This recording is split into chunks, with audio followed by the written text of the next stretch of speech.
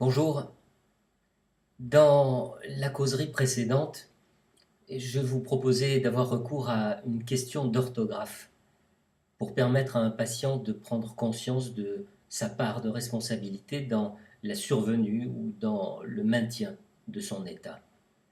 Aujourd'hui, je vous invite à utiliser un autre outil pour souligner cette fois l'importance de la part active que chacun doit prendre à la transformation de sa vie. Imaginons un patient qui souffre de répétition et proposons-lui le petit exercice suivant. Prenez une feuille de papier. Prenez-la en vrai, hein, ou bien créez-la dans votre tête si vous êtes en état d'hypnose. Prenez une feuille de papier et tracez un trait en hauteur pour la diviser en deux colonnes, une à gauche, une à droite.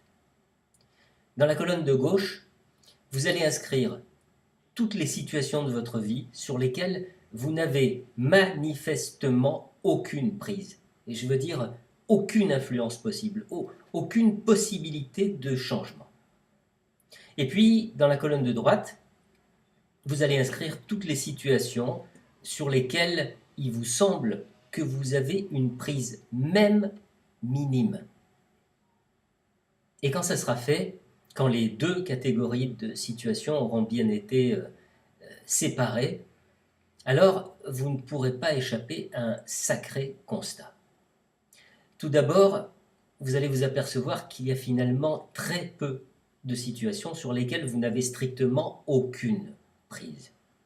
Ces situations-là, il va bien falloir les accepter. C'est pas la peine de tourner en rond, de répéter, de vous lamenter, de vous cogner encore et encore contre le même mur. Il va bien falloir que vous acceptiez votre impuissance à changer ces situations-là. En revanche, les autres situations, celles sur lesquelles vous pouvez influer, ces situations-là demandent à ce que vous posiez des actes. Et ce sont ces actes, et seulement eux, qui vont changer votre présent et vos lendemains. Si vous ne posez pas ces actes alors que personne d'autre que vous ne peut les poser à votre place, alors vous êtes totalement responsable de demeurer dans cet état de stagnation. Allez, prenez une feuille de papier.